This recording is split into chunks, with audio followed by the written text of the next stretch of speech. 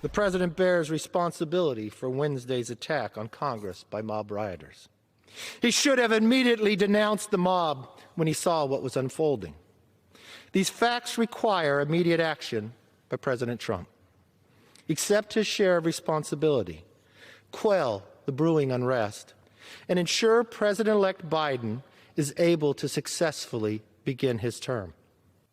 Kevin, we hardly knew ye. Yeah, we did. That was, of We course, never did. Republican leader Kevin McCarthy in the days after the insurrection, showing courage that lasted a lunchtime. Yeah. Hammering Donald Trump for his role in the attack on the Capitol, and new this morning, fresh reporting on how early last year McCarthy and Senator Mitch McConnell were privately tearing Trump to shreds and vowing, get this, to drive him from politics. Of course, we know how long that principled position lasted, with McCarthy all smiles in Mar-a-Lago just a few weeks ago. Of course, those details coming from new reporting from New York Times reporters Alex Burns and Jonathan Martin. It is from their new book on former President Trump and the 2020 election.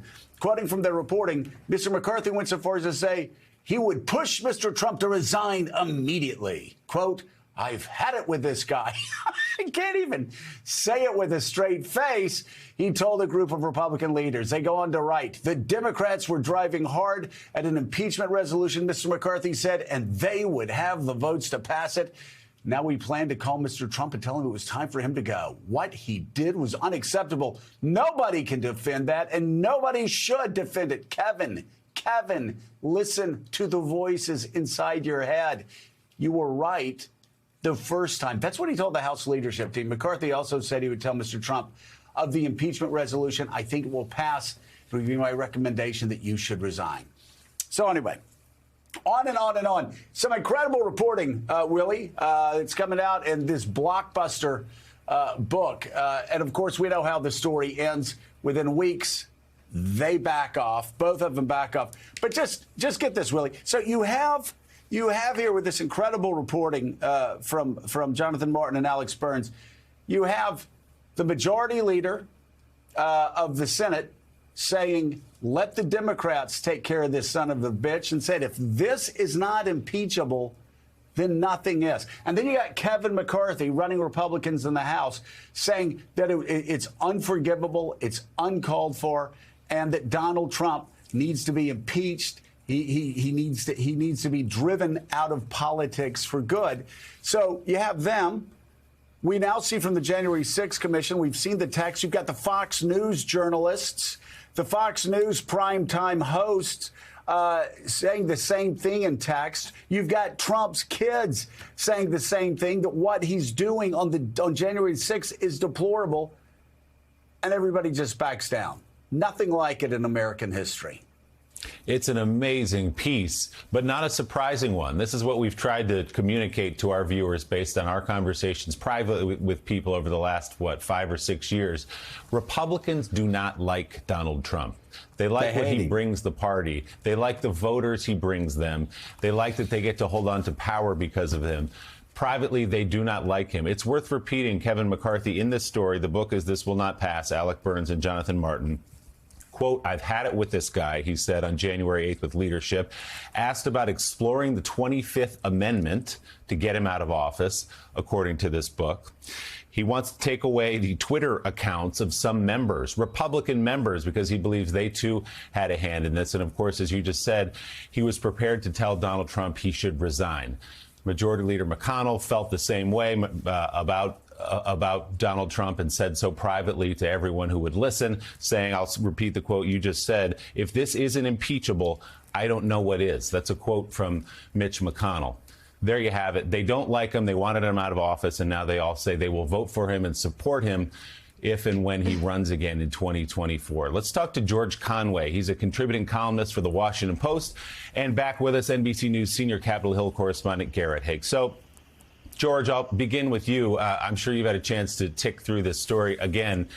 It's amazing to see it all in black and white, this reporting from the New York Times reporters of what Kevin McCarthy and Mitch McConnell were saying in real time.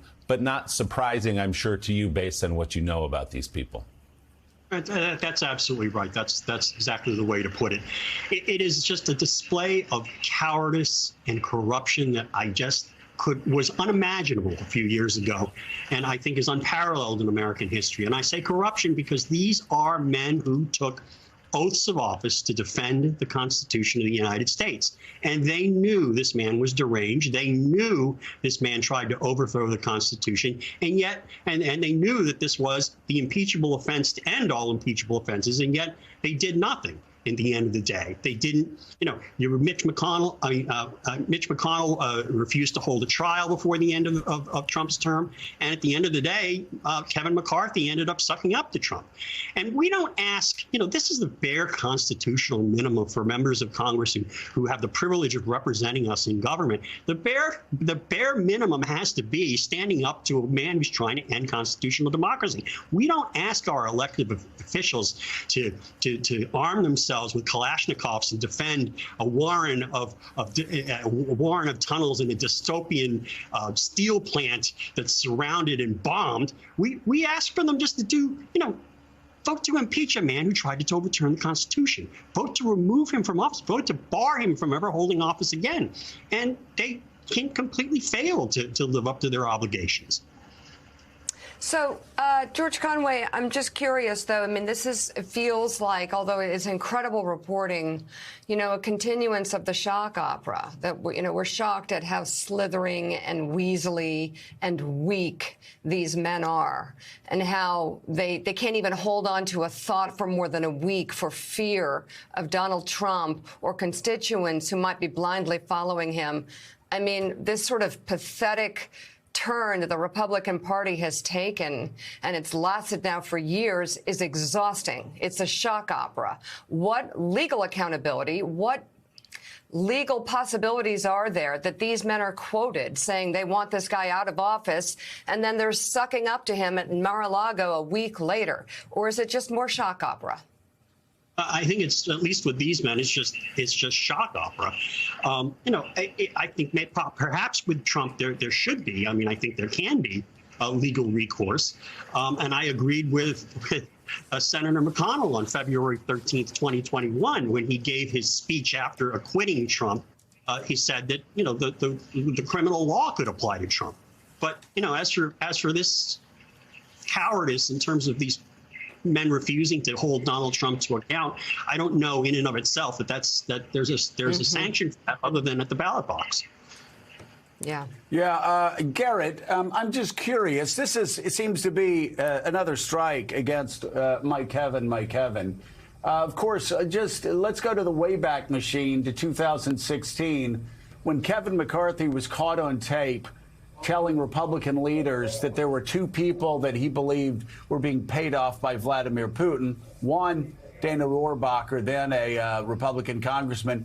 And the second, he said, Donald Trump. And when people gasped, he said, swear to God.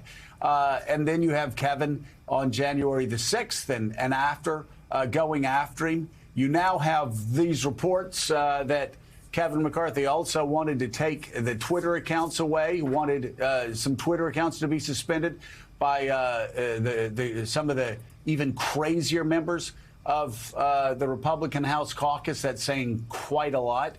And so the question is, does all of this add up to Donald Trump and some of the craziest members of the House GOP caucus supporting somebody else after Republicans retake control of the House? I don't think so yet, Joe. Part of it is you got to beat somebody with somebody. And if McCarthy is able to lead House Republicans to victory, if they pick up, 20 or 30 or some big number of seats, I think he will probably get the credit from his caucus for the win. And when I read this story, I see the different ways that these two leaders feel like they still need or don't need Donald Trump. Look, if I see J Mart hanging around Mitch McConnell's office, I know I'm about to get scooped. And in this case, he goes a little bit further than we ever been able to go with how frustrated and angry McConnell was with Trump. McConnell doesn't need Trump anymore, and he's made his feelings about that pretty clear. He doesn't talk about him. He doesn't engage them. He was never willing to go the additional step to throw his vote and his support behind impeachment. But he's broken with him pretty hard, and they sort of align on some of these Senate races, but beyond that, he washes his hands of it. McCarthy very clearly still feels like he does need Trump to be the speaker and to keep all these disparate voices in the party in line behind him, at least for long enough to get that far. I think his handle on this has always been keep everybody on the same page for as long as possible and then deal with these additional problems as they come up. But I think this article demonstrates the additional problems he's likely to have if he's even joking about getting rid of members' Twitter accounts. You know, he's also said publicly he wants to put Marjorie Taylor Greene back on committees, even give her better committees. So the private joking, the public posturing, not in line here, but all clearly designed towards just kind of keeping everybody, as big in everybody as he can get, behind him till that speaker's vote potentially next year. All right, Garrett, thank you. And Jonathan Lemire, you covered Donald Trump for all 4 years, 4 long years. Just curious, does it matter if Trump is upset about this? Will Trump forgive him? And let's keep in mind one of the reasons why there was such concern about the mistake made with the parachuting around Capitol Hill yesterday was because of the attack on the Capitol on January 6th, which put so many lives in danger and led to the end of several lives. Yeah, and certainly the mistake around Capitol Hill yesterday also evoked September 11th, that last plane, Flight 93, that went down to Pennsylvania, believed to be heading either for the Capitol or the White House. In terms of Donald Trump and his relationship with these two men, Mitch McConnell and he have not spoken since Trump left office. That relationship, at least on a personal level, is broken. McConnell happy to be done with Trump. That said, still needs Trump, or at least is forced to go along with Trump in terms of some of his picks for the candidates for the Senate. And if Trump indeed declares himself a 2024 candidate again, that relationship will have to get mended. We know McConnell said he'd vote for him.